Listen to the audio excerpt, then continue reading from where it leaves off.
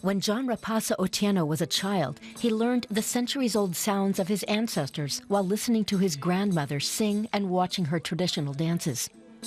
He decided to follow in her footsteps.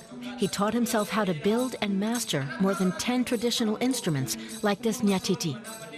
There's need for the young ones to get to know the instrument, to get to know of their land, their people, their music, their environment. And that's why we decided to at least share with them the knowledge that we have of the instruments. The word Nyatiti means box. The instrument is a sound box that's tapped by the player, who often taps metal rings at the same time. Rapasa holds workshops to inspire more youngsters to play the traditional instrument from the Luo ethnic group in Western Kenya. It's what we need to keep our culture alive. And I think Rapasa is really doing much in promoting our culture. Rapasa didn't have the funds to buy his drums, sound boxes, or harps, so he started building them by collecting used and natural materials like the sisal plant, animal skins, wood, or metal.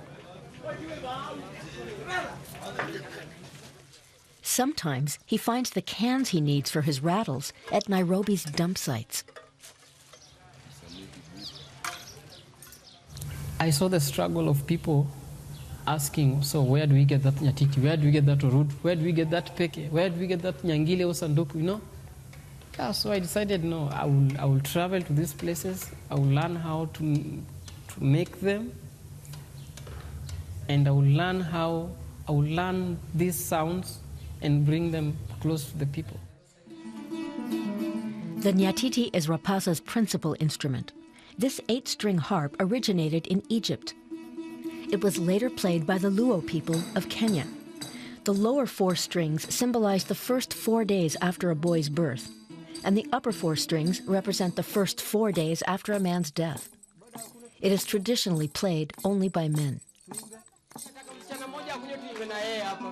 I believe that whatever we are doing will change many.